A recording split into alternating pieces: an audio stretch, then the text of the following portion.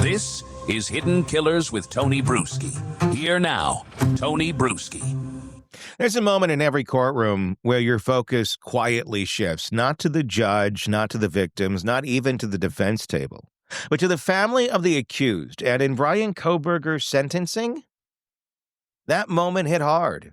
Because as chilling as his silence was, as vacant as his body language came off, the heavier gut punch came from imagining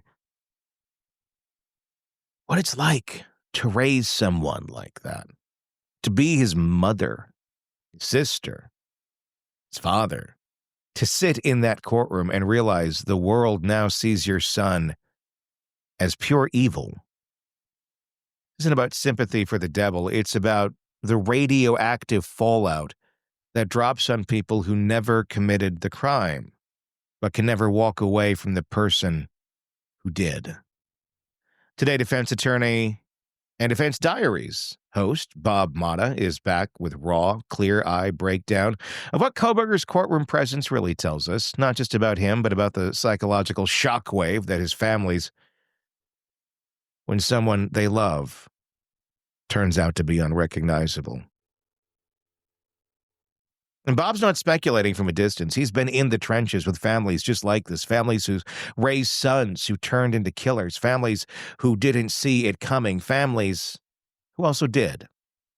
We'll dig into Kohberger's non-reaction in court, the family's quiet presence, and the emotional disconnect that likely existed long before the crimes. Bob compares the moment to other cases like Anthony Garcia and John Wayne Gacy, and what we learn about these men when we look at their parents, their siblings, their social footprints. Not always what you expect. We also confront something a little more uncomfortable, that question of generational ruin when a last name becomes synonymous with evil. What happens to everyone else who shares it? This conversation isn't going to let us look away. It's going to force us to sit with the fact that Kohbergers family, no matter how you feel about them, are living a nightmare of their own. And unlike him, they did not get to choose it. Watching his demeanor today in court, just his lack of demeanor, I guess you could say in some cases. I mean, can you imagine having this person as your child? I mean, this is where, and I from what I have understood, I believe his mother, Kohberger's mother, was there and his sister today. I don't know about the dad. That's based on Bryan Enton's reporting. He was in the courtroom. But I mean, this is how he is. I don't know that this is necessarily the changed version of Bryan Kohberger after the crimes were committed. I'm guessing this is Bryan. This is how Bryan probably carried himself prior to the crimes and for most of his life. And yeah, I mean, if that's I see why the sisters were completely convinced right away that maybe Bryan is the one who did this, why they went out and looked into his car. Because if that's your brother, that's your kid, my God. I mean, those parents, I maybe being a little blissfully unaware was a blessing to his parents to a certain extent. Because if you're a little bit more, my God, that's your kid. I'd be waiting for like the call. Like, when did he execute a bunch of people? I mean, you're like, but you're a father and you never I can't imagine ever getting to that point, even if your kid's like odd. You know what I mean? Like odd. If your kid's like, but I mean, you don't know how much they were involved in terms of when he's college age, and they're not with them every day. As a younger kid, he was overweight. They clearly knew up into his college years. I mean, dad going out there talking to the neighbors, hey, be friends with my boys. They always knew they kind of had to advocate for him a little bit in some of those social ways because he never seemed to be able to himself. And maybe that's you try to think of it like that. Some people are just a little awkward. He's got autism. That can certainly mess with your social skills or lack thereof. But you don't, I think, ever think that your kid's going to go That's this what I mean. far. Yeah. I mean, your brain's not going to go there. You know what I mean? Like, your brain won't allow you to go there And then, but like you said, like when something goes down and you're like, oh my God, it's Yeah. like maybe you kind of always knew it deep down, but you just couldn't bring yourself to No, he's admit it. capable. Yeah. No, he's You know capable what I of it, but mean? you're just like, I don't like he's capable, but I don't think he would. Right. And yeah. Because I mean, I feel, and I talk about this on my regular podcast all the time. It's like I've represented some people that have been convicted of some awful, awful shit, Mhm. man. Like life taking type shit. Yeah. And, I'm dealing with, my client's family.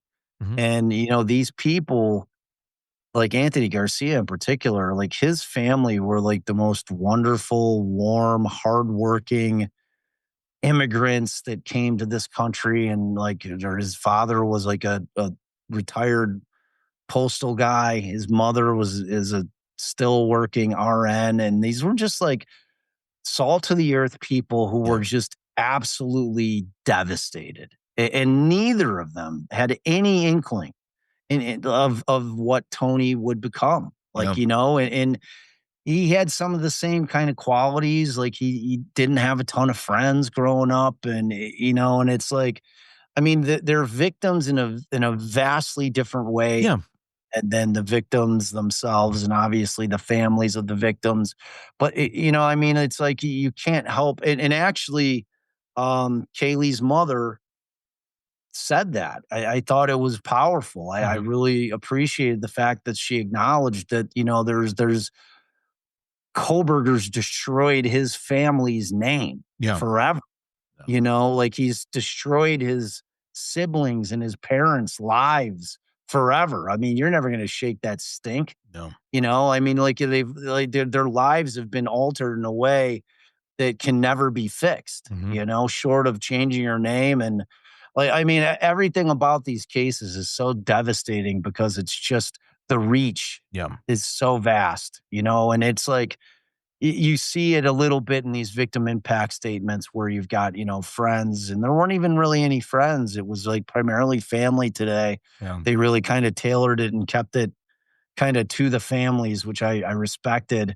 Because oftentimes you'll see friends and stuff like that come in and they'll give their little statements. But when you have a situation like that where you can hear it and you can hear the devastation with your own ears, and you start thinking about the reach of how far it goes just beyond the victims' families. It's like everyone that these kids came in contact to, whether it be teachers, friends, people they worked with, like anybody that had a significant moment or moments with these kids feels it deeply, and it's like you just come to realize like how devastating these things are and how senseless they are.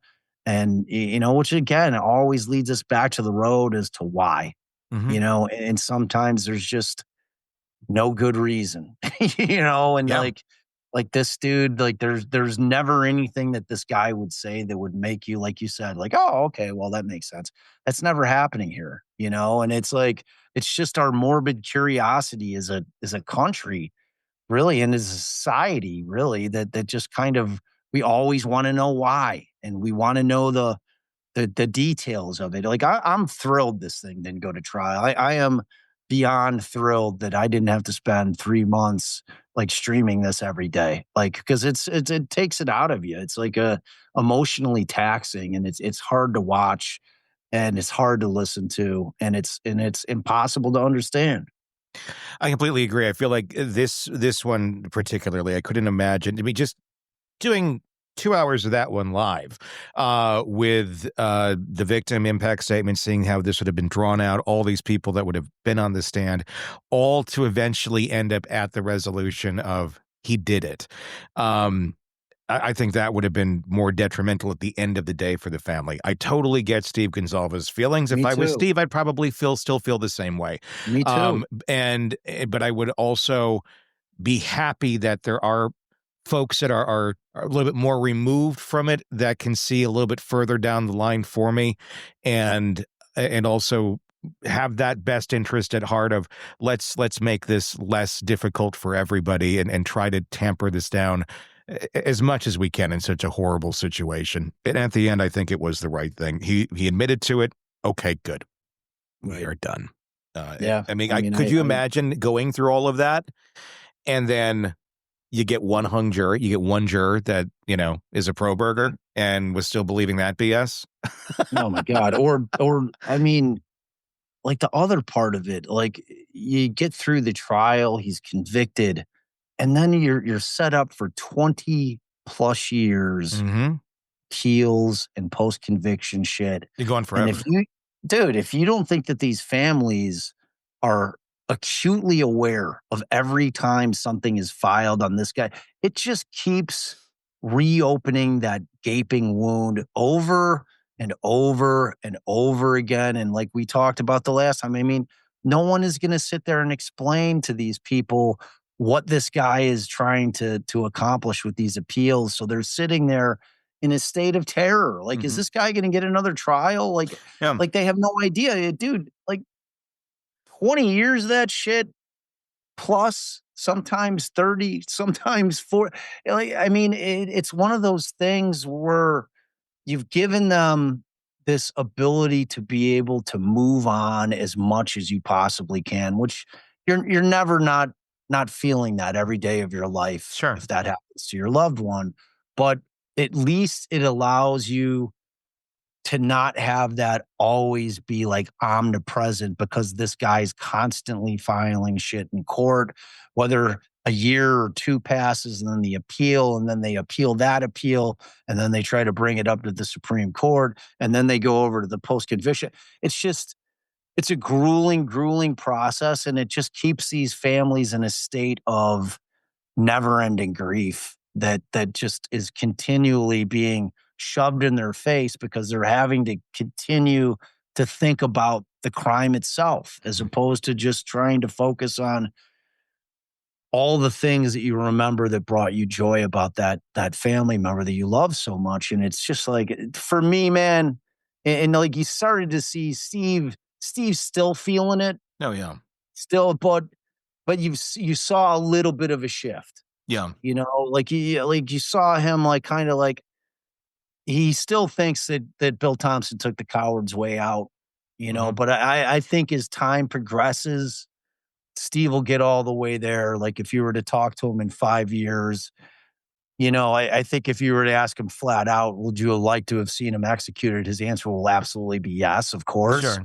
But I think he'll appreciate the fact that he's been able to move on in a way that he would not have been able to move on had this thing gone to trial and had he been convicted. Well, quite honestly, I think at the end of the day, if we're talking about wanting Kohberger to get the death penalty and the firing squad, which would have inevitably taken 10, 20, 30 years to act if it ever happened, there's something uniquely cruel about the aftermath of a crime like this, not just because of the violence, but because of the way it sticks to everyone, the victims, the families, the community. Sure, we expect that. We're reminded here is that the ripple doesn't stop there. It hits the killer's family too, and it doesn't wash off. Because it's one thing to mourn a loved one taken, it's another to face the world knowing the person who took them is your blood, your child, your sibling, your own name. And we're not talking about excusing anything here. We're talking about understanding how far-reaching the destruction really is. Bryan Kohberger didn't just kill 4 people. He detonated futures, his own, his family's, the lives of anyone who ever sat across him and thought, something's a little off, but maybe he's just awkward. Bob's breakdown is a powerful one, not because it gives us new answers, but because it exposes the quiet grief that never gets a podium. The guilt that lives in parents who think, should I have seen this coming?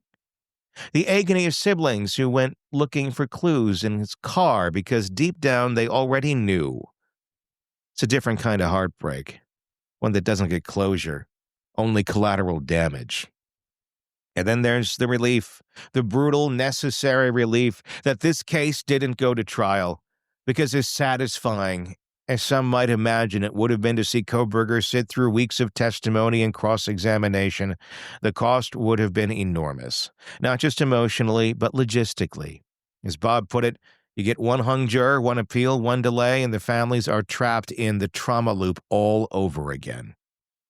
Instead, they got a plea, a guilty verdict, a full stop. No grand finale, no theatrical drama, no fantasy of some killer on the stand finally explaining himself like a scene out of Mindhunter.